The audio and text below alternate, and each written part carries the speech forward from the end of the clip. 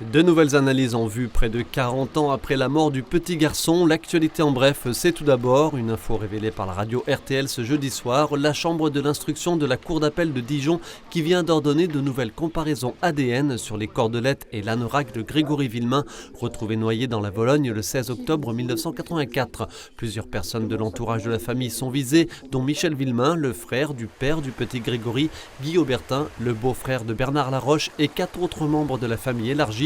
Une étude de faisabilité d'expertise vocale des voix du ou des corbeaux potentiels va également être lancée pour déterminer si les nouvelles techniques peuvent enfin permettre une identification. Le tout répond à la demande effectuée en septembre 2023 par les avocats des parents de Grégory, Christine et Jean-Marie Villemain. Les sapeurs-pompiers l'ont découvert vers 6h30 après plus de 4 heures de lutte contre les flammes. Ce jeudi matin à Bocgnay, entre Épinal et Dompère, le corps calciné d'un homme a été retrouvé à l'intérieur de cette ferme restaurée. Un octogénaire y vivait seul avec plusieurs chats. Un technicien en identification criminelle a réalisé des prélèvements ADN afin de connaître l'identité exacte de la victime. Une enquête est par ailleurs en cours afin de déterminer l'origine du sinistre.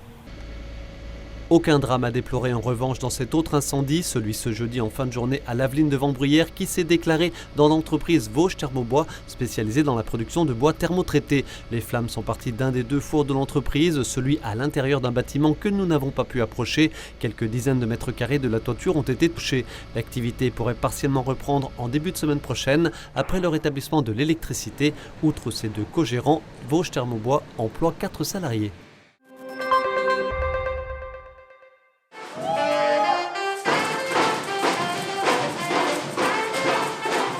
Développer l'expression par le biais de la création artistique, c'est tout l'enjeu du colloque Art et Autisme, organisé pour sa 5e édition par l'AVSEA, l'association vosgienne pour la sauvegarde de l'enfance, de l'adolescence et des adultes, ce vendredi au Centre culturel de Golbey. L'idée, faire la promotion de l'art sous toutes ses formes comme outil thérapeutique pour aider les personnes souffrant d'autisme. Organisée avec le soutien de l'Agence régionale de santé, la journée a attiré près de 300 personnes.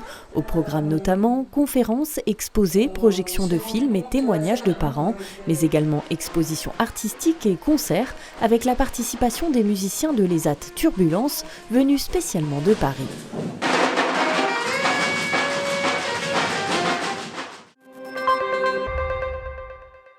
Il y a plein de travail encore à faire, on est d'accord, il est brut.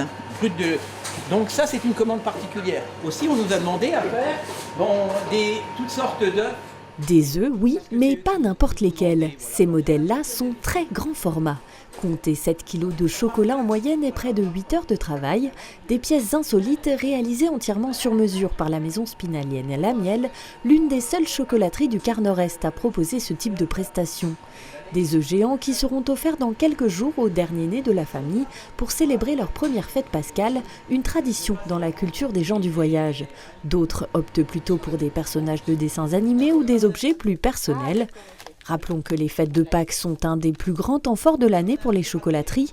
Les Français consomment environ 15 000 tonnes de chocolat pendant cette période.